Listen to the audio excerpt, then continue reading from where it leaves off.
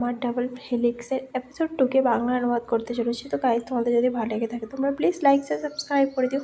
যার আগের এপিসোডটি দেখোনি তো গাইজ আগে প্লিজ দেখে নাও। গাইজ, আমি জানি তোমরা অনেকক্ষণ ধরে ভিডিওর জন্য ওয়েট করছো, বাট আমার গলার আওয়াজ শুনে তোমরা বুঝতেই পারছো যে আমার একদম শরীর ভালো নেই। তাও আমি তোমাদের জন্য ভিডিওটা বানিয়ে দিচ্ছি যাতে তোমরা বুঝতে পারো আমি কতটা ট্রাই করছি। তো প্লিজ সাবস্ক্রাইব করে দিও গাইজ।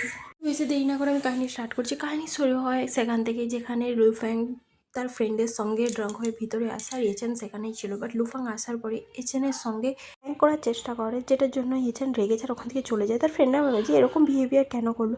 তার পরের দিন থেকে দেখানো হয় যে এচেন কী করে, লুফ্যাংকে পুরোপুরি ইগনোর করতে চালু করে দেয়। আর সে লুফ্যাংয়ের দিকে তাকায়ও না। এমনকি সে লুফ্যাংকে ইগনোর করার জন্য অন্য অন্য মেয়েদের সঙ্গে কথা বলতে থাকে। লুফ্যাং বুঝেই যায় যে এচেন প্রচণ্ড রেগে আছে। তারপরে সেটা দেখানো হয় যে লুফ্যাং বলে যে আই এম সরি, আমার ভুল হয়ে গেছে, প্লিজ আমাকে ক্ষমা করে দাও, তুমি আমাকে এভাবে ইগনোর করো না। সেই এচেনকে বলতে থাকে যে আমি আর এরকম কখনো করবো না, প্লিজ। তো এচেন উঠে পড়ে আর কাঁদতে থাকে, আর বলে যে তুমি এরকম কেন করেছিল। কিন্তু এগুলো সবই এচেনের স্বপ্ন হয়। এচেন যখন নিচে দেখে যে লুফাং তো ঘুমাচ্ছে পুরো একদম নাক ডেকে। তো এটা দেখে এচেন রেগে যায়। পরের দিন দেখানো হয় যে লুফ্যাং কী করে তার জন্য খাবার আনে, কিন্তু এচেন তাকে ইগনোর করে চলে যায়। তো লুফ্যাং বুঝে যায় যে এচেন প্রচণ্ড রেগে আছে। আবার পরের দিন রাত্রে দেখানো হয় যখন এচেন লুফ্যাংকে সত্যি এটা স্বপ্নই হয়, কারণ সে বারবার স্বপ্ন দেখছিল যে লুফ্যাং তাকে ক্ষমা চাইবে। সে যখন দেখে যে লুফ্যাং বেডে নেই, তো সে ভাবে যে আমি জানতাম যে ও বেডেও থাকবে না, ও এরকমই পার্সন, ওর জন্য আমার ফিলিংসের কোনো কেয়ারই করে না। ওকে আমি জাস্ট ফ্রেন্ড হিসেবে ট্রিট করি, বাট ও আমাকে ফ্রেন্ড হিসেবে ট্রিট করে না। তো লুফ্যাংকে দেখানো হয় যে বারে আসে, সেখানে আসার পরে একটা ছেলের সঙ্গে তার ধাক্কা লেগে যায়। তো সে ছেলেটা তাকে বলে যে হেই লুফ্যাং, তুই কি দেখে চলতে পারিস না। তো লুফ্যাং তো এমনি রেগে থাকে, আর সে তাকে বলে যে তুই দেখে চল। তো তাদের দুজনের মধ্যে একটু আর্গুমেন্ট হয়ে যায়, আর সেই ছেলেটা কী করে লুফ্যাংকে মারে। তারপরে সিনে দেখানো হয় পরের দিন এচেন ঘুম ভাঙে, আর সে দেখে যে লুফ্যাং এখনও তার বেডে নেই। তো সে তার ক্লাসমেটকে জিজ্ঞাসা করে যে লুফ্যাং কি কালকে রাত্রে ফিরে আসেনি। তো তার ক্লাসমেট বলে যে কে জানে, আমি জানি না ও কোথায় আছে, এই কিছুদিন ও এরকমই করছে, টাইমে ও স্কুলও যায় না। আর তাছাড়া ওর অনেক মেয়ে আছে যারা ওর পিছনে ঘুরে, হয়তো কারোর সঙ্গে ডেটে গেছে হয়তো। যেটা শুনে লুফ্যাংকে প্রচণ্ড ক্লোজ ফ্রেন্ড ভাবতো। সে নিজের ফিলিংসই বুঝতে পারছিল না। তারপরে দেখানো যে তার একটা ফ্রেন্ড তাকে ফোন করে যে তোরা দুজন এখনও কথা বলছিস না, কেন এরকম করছিস, প্লিজ তোরা দুজন আর্গুমেন্ট করা বন্ধ করে দে। এইভাবে থাকলে সত্যি পুরো সেমিস্টারের মধ্যে তোরা যদি না কথা বলিস আমাদেরও ভালো লাগবে না।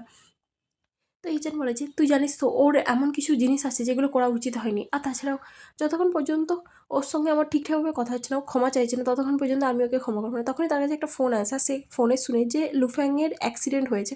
তো সে ওখান থেকে ছুটে চলে যায়, আর তার গগলসগুলো ওখানেই রেখে চলে যায়। তারপরে আমাদের হসপিটাল সিন দেখানো হয়, যেখানে সে তাকে জিজ্ঞাসা করেছিল যে তোমার গগলস কোথায় আছে। তো সে বলে যে আমি জানি না কোথায় আছে।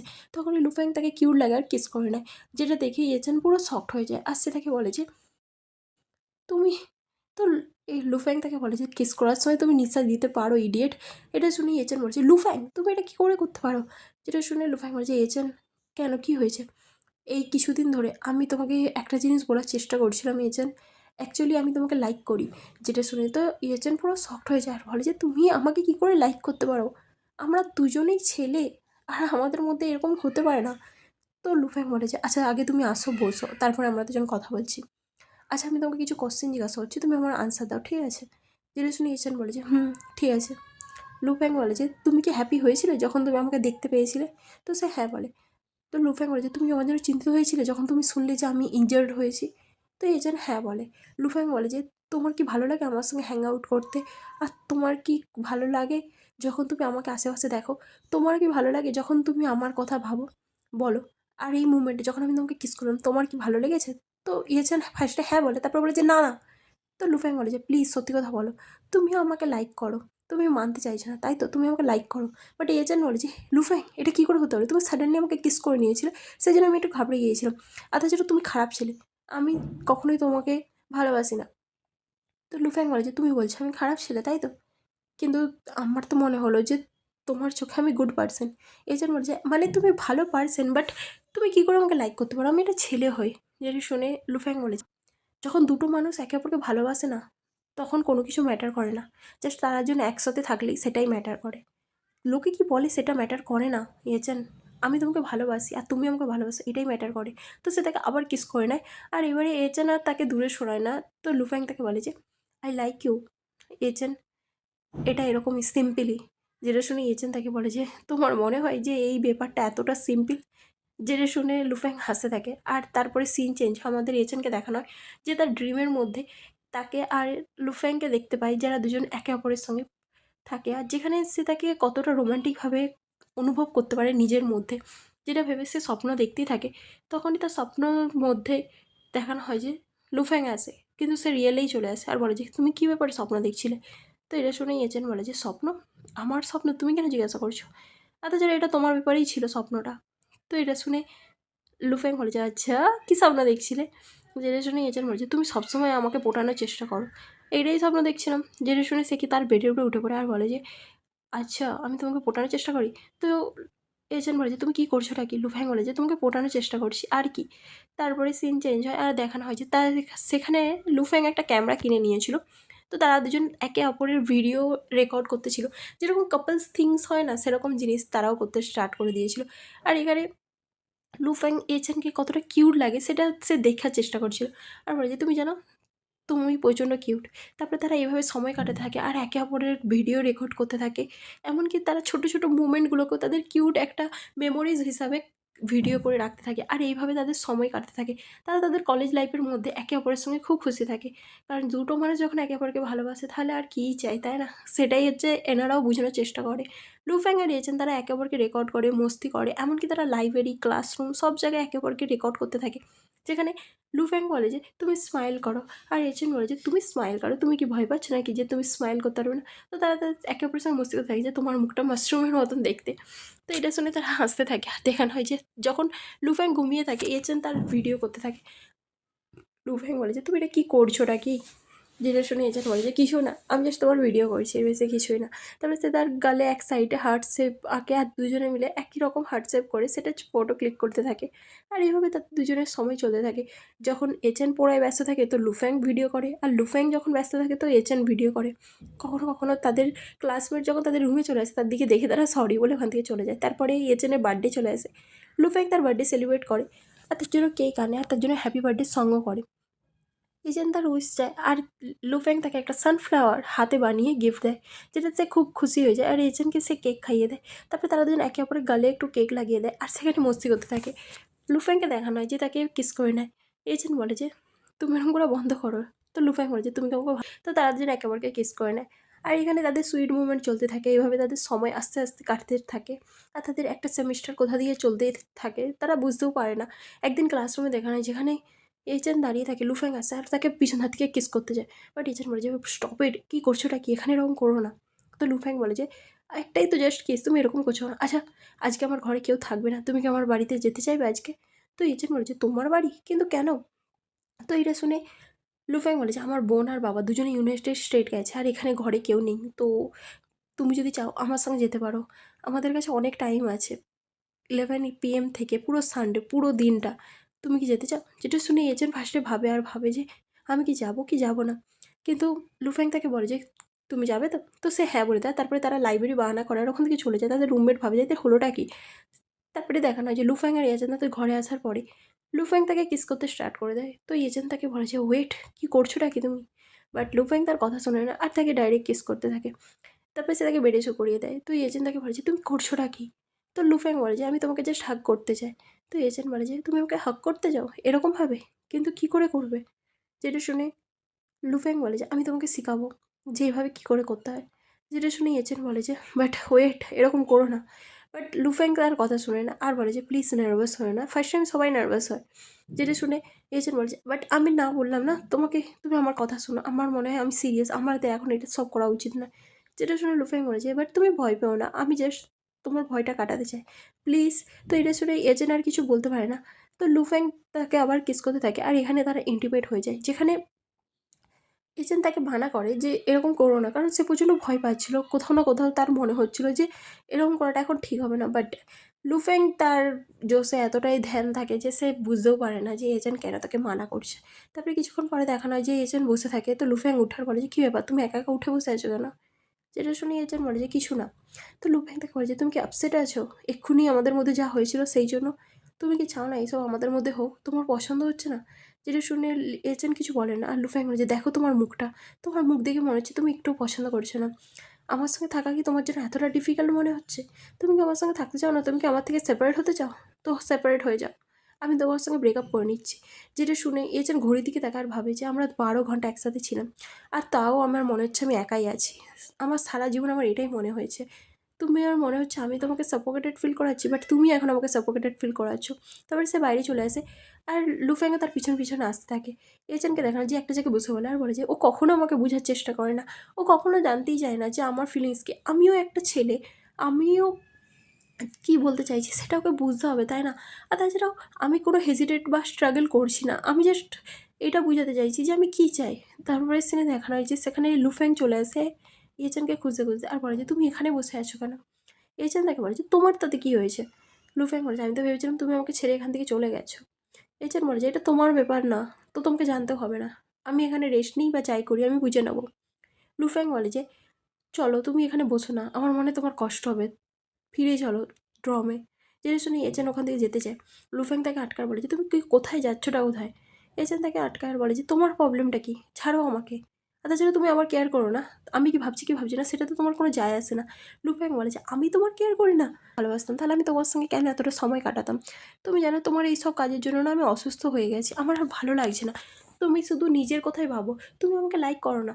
আমি বুঝতে পেরেছি যে লোকেরা ঠিকই বলে যে তোমার কাছে আমি জাস্ট একটা টাইম পাসের সময়, এর বেশি আর কিছুই না। যেটা শুনে লুফাই বলে যে না এরকম কিছুই নাই আছেন, তুমি ভুল ভাবছো, প্লিজ আমার কথা আগে শোনার চেষ্টা করো।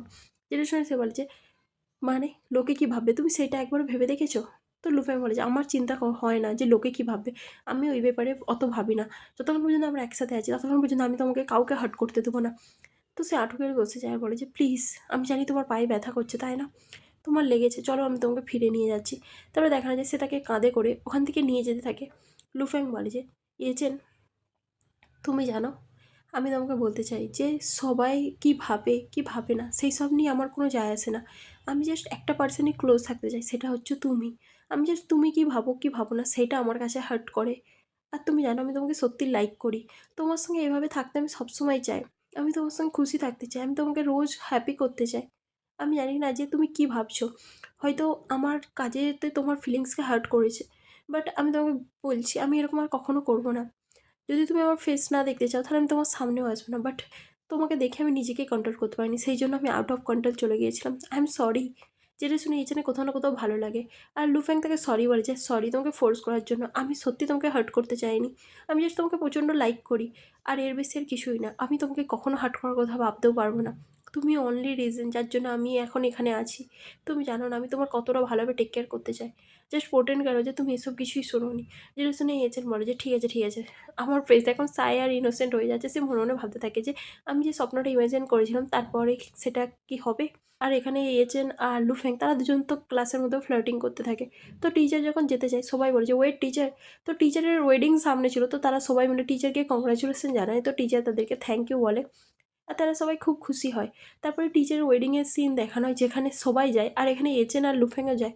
যখন টিচারের ওয়েডিংয়ের হচ্ছিল আর তারা একে অপরকে বিয়ে করবে কিনা জিজ্ঞাসা করা হচ্ছিল, সেটা লুফ্যাং আর ইয়েচেন তারা দুজন ইমাজিন করে যে তার দিকেই জিজ্ঞাসা করা হচ্ছে যে তারা কি একে অপরকে বিয়ে করতে চায়। তো তারা একে অপরকে হ্যাঁ বলে দেয়, আর এইভাবে তাদের একটা ইমাজিনেশনের মধ্যেই বিয়ে হয়ে যায়। তারপরে দেখানো হয় যে তাদের আংটি বদলের সিন হয়, আর এখানে এজেন আর লুফ্যাং দুজনে একে অপরের দিকে তাকিয়ে থাকে, আর তারা খুব খুশি হয় কারণ এই মুভমেন্টটা সত্যি একটা স্পেশাল মুভমেন্ট হয়। তারপরে তারা একে অপরের হাত ধরে আর ওখান থেকে ছুটে চলে যায় দূরে কোথাও, যেখানে তার দিকে আর কেউ দেখতে পাবে না। আর আমার এই সিনটা খুবই সুন্দর লাগে, তোমরা বিশ্বাস করো। তারপরে দেখানো হয় যে এজেন্ট আর লুফ্যাং সেখানে বসে থাকে, আর এজেন্ট তার পায়ের উপরে শুয়ে থাকে। তো লুফ্যাং বলে যে আমার না তোমার জন্য কিছু আছে, আমি জানি না তোমার পছন্দ হবে কি না, বাট আমি তোমাকে একটা গিফট দিতে চাই। তো এজেন্ট বলে কি? লুফ্যাং তাকে দুটো রিং দেখায় আর বলে যে এই দেখো, আমি জানি যে এটা জাস্ট সিলভারের রিং, কোনো এক্সপেন্সিভ কিছু না, বাট আমি তোমাকে প্রমিস করছি আমি তোমাকে পরে অন্য কিছু এক্সপেন্সিভ দিয়ে দেবো। এটা আমি নিজের হাতে বানিয়েছি, একটা তোমার একটা আমার। যেটা শুনে তো ইয়েচেনের চোখে কোথাও না কোথাও জল চলে আসে। মানে গিফট কতটা এক্সপেন্সিভ সেটা ম্যাটার করে না, গিফট গিফট হয়, আর সেটা কে কতটা মানে নিজের মন থেকে দেয় সেটা হচ্ছে ইম্পর্টেন্ট। তো লুফ্যাং বলে যে কী ব্যাপার, কী হয়েছে, তোমার কি পছন্দ হয়নি? তো ইয়েচেন বলে যে একদমই না। তুমি জানো তো আমি তোমাকে প্রচণ্ড ভালোবাসি। তো লুফ্যাং এই কথাটা শুনে খুশি হয়ে যায় আর বলে যে, "আই লাভ ইউ টু।" তারপরে তারা একে অপরকে রিং পরিয়ে দেয়। আর এখানে লুফ্যাং দেখায় যে রিংয়ের মধ্যে তাদের নামও ফার্স্ট লেটার লেখা থাকে। যেটা শুনে এজেন্ট বলে যে, "তুমি কি আমাকে একটা জিনিস প্রমিস করবে? যদি আমরা কোনো দিন একে অপর থেকে আলাদা হয়ে যাই, তো তুমি প্লিজ আমাকে এই রিংটা ফেরত চাইবে না, ওকে? আমি তোমাকে পয়সা দিয়ে দিতে পারি, বাট তুমি রিংটা ফেরত চেও না।" যেটা শুনে তো লুফ্যাং বলে যে, "তুমি এসব কী বলছো?" তো এজেন্ট বলে যে, "প্লিজ তুমি বলো না।" তো যেটা শুনে লুফ্যাং বলেছে, "আমি তোমাকে কখনো ছেড়ে যাবো না, ঠিক আছে? আমরা দুজন কখনো সেপারেট হব না, আমরা সারা জীবন একসাথে থাকবো।" তো এটা শুনে ইয়েচেন তাকে কিস করে নেয় আর লুফ্যাং তো শক্ট হয়ে যায়, বাট তারা একে অপরকে কিস করে। দূর থেকে কেউ তাদের ফটো ক্লিক করে নেয় আর যেটা পুরো ইন্টারনেটে ভাইরাল করে দেয়, সবাই দেখতে পেয়ে যায়। আর যেটা দেখে সবাই খুব শকড হয় যে এটা ইয়েচেন আর লুফ্যাং। তো এইভাবে তাদের কথা শুনতে শুনতে প্রফেসরের কাছে যে দেখে তো ইয়েচেনের খুব খারাপ লাগে, বাট লুফ্যাং যে তাকে প্রোটেক্ট করে ওখান থেকে নিয়ে যেতে থাকে আর প্রফেসরকে যে বলতে থাকে যে এটা কোনো এগেনস্ট নয় লয়ের, আর তাছাড়াও আমরা কোনো রুলসও ভাঙছি না, আর এখানের মধ্যে আমরা দোষটাই কী করেছি। তো প্রফেসর তাদেরকে বলে যে, "আমি জানি না, তোমরা যদি এরকমই করতে থাকো তাহলে তোমাদেরকে স্কুল থেকে বের করে দেওয়া হবে। আর তোমাদের ফ্যামিলি কি তোমাদের এইসবের জন্য রাজি হয়েছে?" যেটা শুনে লুফ্যাং আর কিছু বলে না আর ইয়েচেনও সফট হয়ে যায়। আর ইয়েচেন মনে মনে ভাবতে থাকে যে আমি জানি যে লুফ্যাং ইনোসেন্ট আর ও আমাকে প্রোটেক্ট করার জন্য সব কিছু করছে। যতই যাই হোক না কেন, স্কুলের সবাই ওকে মুখ করছে, তাকিয়ে আছে, বাট ও আমাকে প্রোটেক্ট করছে। আমি জানি যে ও স্ট্রাগল করছে, কিন্তু ও আমার কথাই ভাবছে। আমার ওর জন্য সরি ফিল হচ্ছে। তারপরে সিন দেখানো হয় যে তারা রাস্তায় হাঁটতে থাকে আর যে জিজ্ঞাসা করে যে, "তুমি কি স্কুল ট্রান্সফার করে নেবে?" তো এটা শুনে লুফ্যাং বলে যে, "হ্যাঁ, মনে হয় আমাকে ট্রান্সফার করতে হবে। বাট তুমি চিন্তা করো না। যতক্ষণ পর্যন্ত আমি আছি ততক্ষণ পর্যন্ত আমি যেখানেই থাকি না কেন, আমি তোমার সঙ্গে দেখা করতে নিশ্চয়ই আসবো। ঠিক আছে? তোমাকে চিন্তা করতে হবে না। আগে আমাকে আমার বাবার সঙ্গে কথা বলতে দাও। সব কিছু কেউ যদি তোমাকে জিজ্ঞাসা করে তুমি আমার উপরে চাপিয়ে দিও।" যেটা শুনে এইচআর বলে, "কিন্তু তোমার বাবা যদি জানতে পারে তুমি ভয় পাও না?" তো লুফ্যাং বলে যে, "না, আমি আমার বাবাকে ভয় পাই না। বেশিরভাগ কী করবে? উনি জাস্ট আমাকে একটু মারবে। এর বেশি আর কিছুই করবেন না। যতক্ষণ পর্যন্ত আমি আছি আমি তোমার সঙ্গে দেখা করতে তো পারবো। সেটাই আমার কাছে যথেষ্ট।" তখনই সেখান থেকে একটা ছেলে যায় নয়, যেটা শুনে সে লোকটা বলে যে, "ঠিক আছে।" বলে সে কী করে ইয়েচেনে হাত দিতে যায় গায়ে, তো লুফ্যাং তাকে বলে যে, "দূরে থাক। ওর গায়ে হাত দিবি না।" যেটা শুনে সেই লোকটা কী করে তার আরও ফ্রেন্ডের দিকে ওখানে ডেকে নেয়। তো এইভাবে তাদের মধ্যে আর্গুমেন্ট চালু হয়ে যায় আর সে লোকটা কী করে এজেন্টকে ধরে নেয় আর তার সঙ্গে মিসবিহেভ করতে যায়, বাট লুফ্যাং ছুটে আসে আর সেই ছেলেটাকে ওখান থেকে দূরে সরায় আর তার মাথায় একটা মারে। তো সে সেখানেই পড়ে যায় আর সে বলে যে, "তোর সাহস কী করে হলো তুই এজেন্টের গায়ে হাত দিস? দূরে থাকে এজেন্টের থেকে।" এজেন্ট লুফ্যাংকে আটকায় আর বলে যে, "লুফ্যাং, হোশে আসো লুফ্যাং।" তো লুফ্যাং এজেন্টকে জিজ্ঞাসা করে যে, "তুমি ঠিক আছো তো?" তো এটা ভেবে এজেন্ট মনে করে যে আমি সেইদিন রিয়েলাইজ করলাম যে আমরা কতটা আলাদা হয়ে গেছি। তারপরে সে দেখানো হয় যে রিয়েচেনের বাবা মাও জেনে যায়, সে তাকে রুমের মধ্যে বন্ধ করে দেয়। তার বাবা মাকে সে বোঝানোর চেষ্টা করে যে, "বাবা প্লিজ আমার কথা শোনো।" তার বাবা তার হাত থেকে ফোনও নিয়ে নেয় আর এখানে তার ভাইও বোঝানোর চেষ্টা করে, "মা হয়তো কিছু মিস্টেক হয়ে গেছে।" যেটা শুনে তার বাবা বলে যে, "কোনো মিস্টেক হয়নি। আর তুমি আমাকে বাবা বলা বন্ধ করো। যতক্ষণ না পর্যন্ত তুমি তোমার হোশে আসছো ততক্ষণ পর্যন্ত বাবা বলবে না। তোমার মতো ছেলে আমি চাই না। ঠিক আছে? ওখানেই থাকো যতদিন না পর্যন্ত তুমি নিজের হোশে আসছো।" তো এছাড়া বলে যে, "প্লিজ বাবা আমার কথা শোনো।" তার মা বলে যে, "তুমি তোমার বাবার কথা শোনো। আমি জানি তুমি মিস্টেক করেছো, কিন্তু এটা কোনো বড় ব্যাপার নয়। অনেকেই অনেক রকম মিস্টেক করে। তুমি যদি শুধরে যাও তাহলে ঠিক হয়ে যাবে।" যেটা শুনে সে বোঝানোর চেষ্টা করে, কিন্তু তার বাবা তাকে কথা কোনো শোনেই না। ইয়েচেন তাকে বলে যে, "মা প্লিজ আমাকে বাইরে আসতে দাও।" তার মা বলে যে, "না, আমি তোমাকে রিকোয়েস্ট করছি তুমি আমাকে মা বলবে না যতক্ষণ না পর্যন্ত তুমি তোমার বাবার কথা শুনছো না। যেখানে মা বাবাই কথা শোনে না তখন আর দুনিয়ায় কী আর বলবে?" তারপরে এখানে লুফ্যাংয়ের বাবাকে দেখানো হয়েছে, বলে যে, "তুমি ওই ছেলেটার সঙ্গে এভাবে ঘুরতে পারো না।" যেটা শুনে লুফ্যাং বলে যে, "আমি কিছু ভুল করিনি। আর আমি ওকে লাইক করি। এতে ভুল কী আছে?" যেটা শুনে তার বাবা প্রচণ্ড রেগে যায়। আর তার বাবাও তাকে কিছু বলতে যায়। কিন্তু লুফ্যাং তাকে বলে যে, "আমি কিছু ভুল করিনি।" তখন সেখানে তার দিদি আসে আর বলে যে, "বাস বাবা, আমি সব কিছু সেটেল করে নিয়েছি। আর হ্যাঁ, ওরা রাজি হয়ে গেছে সব কিছু প্রাইভেট রাখার জন্য।" যেটা শুনে তার বাবা বলে যে, "তো তুমি কী চাও ওর জন্য?" তার দিদি বলে যে, "আমি ফ্লাইটের টিকিট বুক করেছি আর ওকে আমি ইউএস পাঠিয়ে দেবো।" যেটা শুনে লুফ্যাং বলে যে, "দিদি প্লিজ এরকম করো না।" তার দিদি বলে যে, "তুমি কথা বলো না।" তার বাবা বলে যে, "ঠিকই বলেছো, ওকে ওখানেই পাঠানো ঠিক হবে, এখানে থাকার থেকে ওকে বাইরেই পাঠিয়ে দাও।" যেটা শুনে তার দিদি বলে যে, "হ্যাঁ বাবা তুমি ঠিকই বলেছো, আমি আজকের পর কালকে ওকে পাঠিয়ে দিচ্ছি, তুমি চিন্তা করো না।" যেটা শুনে তার বাবা বলে যে, "আমি যেন আর কোনো রকম ঝামেলা না দেখতে পাই, তাড়াতাড়ি ওকে পাঠিয়ে দাও। আর হ্যাঁ, যত তাড়াতাড়ি পারবে সব কিছু সেটেল করে নাও।" তো তার দিদি বলে যে, "ঠিক আছে, আমি কালকে টিকিট বুক করে নিচ্ছি আর ওকে পাঠিয়ে দেবো, তুমি চিন্তা করো না, ওর সঙ্গে আমিও যাচ্ছি। আর হ্যাঁ, যেটা শুনে লুফাই বলে যে দিদি প্লিজ আমাকে এইচএনের সঙ্গে দেখা করতে দাও, আমি বাইরে যেতে পারি না, আমি যতক্ষণ এইচএনের সঙ্গে। এইচএনের ব্যাপারে কি, ওর বাবা কি এইসব মেনে নেবে তুমি ভাবো। তো যেটা শুনে লুফাই বলে যে আচ্ছা দিদি তোমার একটা ফেভার করো, আমি ওকে জাস্ট একটা মেসেজ সেন্ড করতে চাই, তুমি প্লিজ ওকে মেসেজটা পাঠিয়ে দাও। তার দিদি বলে যে বলো। লুফ্যাং বলে যে ওকে বলে দিও যে আমি ওর কাছে ফিরে আসবো, ও যাতে আমার জন্য ওয়েট করে, আমি জাস্ট কিছু দিনের জন্য এখন স্টেটে যাচ্ছি, প্লিজ দিদি আমাকে এটার জন্য হেল্প করো। তার দিদি বলে যে ওকে ঠিক আছে, আমি এটাতে তোমাকে হেল্প করবো। আর এখানে এচেনকে জানাতে চায় না লুফ্যাংয়ের ব্যাপারে। আর এখানে লুফ্যাংকে দেখানো হয় যাকে স্টেটে পাঠানো হয়, সে যেতে তো চায় না, বাট তাকে জোর করে পাঠানো হচ্ছে। তারপরে দেখানো হয় যে এচেনের ভাই, যেটা শুনে এচেন বলে যে আমি ওকে ভুলতে পারবো না, প্লিজ আমাকে হেল্প কর। যেটা শুনে তার ভাই রেগে যান, বলে যে ও এখন ইউএস যাচ্ছে, ও কখনো ফিরে আসবে না। যেটা শুনে তো এচেন বলে যে তুই কী করে জানিস এই কথাটা। তার ভাই বলে যে দেখো ওর ফ্যামিলি কত বড় লোক, আর এই ব্যাপারটা কেই না জানবে না, ওর আশপাশে যারা ঘুরে সবাই কেউ না কেউ খবর দিয়েই দিবে। তোমার কি মনে হয় ও এখানে পড়ে থাকবে, ওর ফ্যামিলি ওকে এখানে রাখবে? কখনোই না, ওকে বাইরে পাঠিয়ে দিচ্ছে। ওর ফ্যামিলি কতটা পাওয়ারফুল তুমি নিজেও জানো না। ও তোমার সঙ্গে আর কখনো দেখা করবে না, ওদের ইউএসএ বিজনেস আছে, আর ও সেখানেই ম্যাটারে সেটেল করে ওখানেই রয়ে যাবে, তোমার কোথাও কখনো ভাববে না।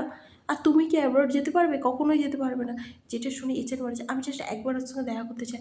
তো তার ভাই বলে যে প্লিজ ভাই এরকম করো না, জেদ করো না প্লিজ, তুমি এখানেই থাকো, ও চলে যাওয়ার পর সব কিছু ভালোই হবে, তুমি নর্মালে আবার ফিরে আসবে, একবার ওকে চলে যেতে দাও। যেটা শুনে এচেন বলে যে নর্মাল, তোমার মায়াটা কি এই সব কিছু নর্মালি, আমি কোনো ভুল করিনি, আর আমি কোনো অ্যাবনর্মাল নয়, কাউকে ভালোবাসার জন্য আমি অ্যাবনর্মাল হয়ে যাচ্ছি না, এটা নর্মালি জিনিস, এটা নর্মাল রিলেশনশিপ। বাট তার ভাই কথা শুনে না। তো এজেন্ট বলে যে আমরা কিচ্ছু ভুল করিনি, জাস্ট প্লিজ আমাকে একবার ওর সঙ্গে দেখা করতে যাও, মা বাবা আমাকে কখনো ওর সঙ্গে দেখা করতে দেবে না, বাট প্লিজ তুই তো আমাকে হেল্প কর। এটাই শুনে তার ভাই বলেছে কিন্তু আমি কি করবো ভাই। তো এজেন্ট বলে যে প্লিজ আমার কথা শুন, আমি জাস্ট ওকে একবার লাস্টবার দেখবো, আমি জাস্ট ওর কাছে একটাই কথা জিজ্ঞাসা করতে চাই। ও আমাকে বলেছিল ও আমার জন্য সারা জীবন ওয়েট করবে, ওকে এই কথাটা সত্যি বলেছিল, আমি জাস্ট এটাই জানতে চাই প্লিজ।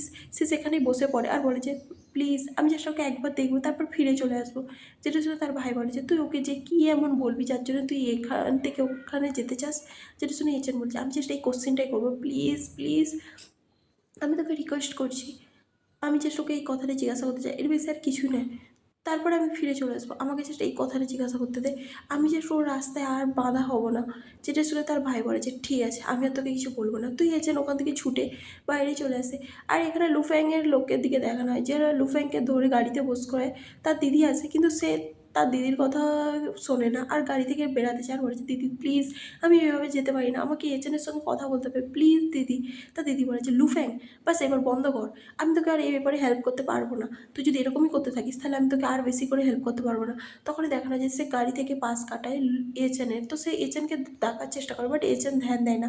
কিছুক্ষণ পরে লুফ্যাং আর কিছু বুঝতেই পারে না, তো এজেন্টের হোশ আসে আর সে ভাবে যেন লুফ্যাংকে দেখলো গাড়ির মধ্যে। তো সে ড্রাইভারকে গাড়ি থামাতে বলে আর গাড়ি থেকে বেরিয়ে ছুটতে থাকে লুফ্যাং লুফ্যাং করে, কিন্তু সে লুফ্যাংকে আর আটকাতে পারে না আর ওখানেই বসে কাঁদতে স্টার্ট করে দেয়, কারণ কোথাও না কোথাও তার সঙ্গে আর লুফ্যাংয়ের লাস্টবারও দেখা হলো না। তার ভাই আসে আর বলে যে দাদা তুমি ঠিক আছো তো? তো সে আর কি বলবে, ওখানেই কাঁদতে থাকে। কিছুদিন পর দেখানো হয় যেখানে এজেন্টকে কলেজ থেকে বের করে দেওয়া হয় আর এজেন্ট ওইখান থেকে ট্রান্সফার নিয়ে নেয় কলেজ থেকে। তারপরে সে অন্য জায়গায় অ্যাপ্লিকেশান দিয়ে দেয়।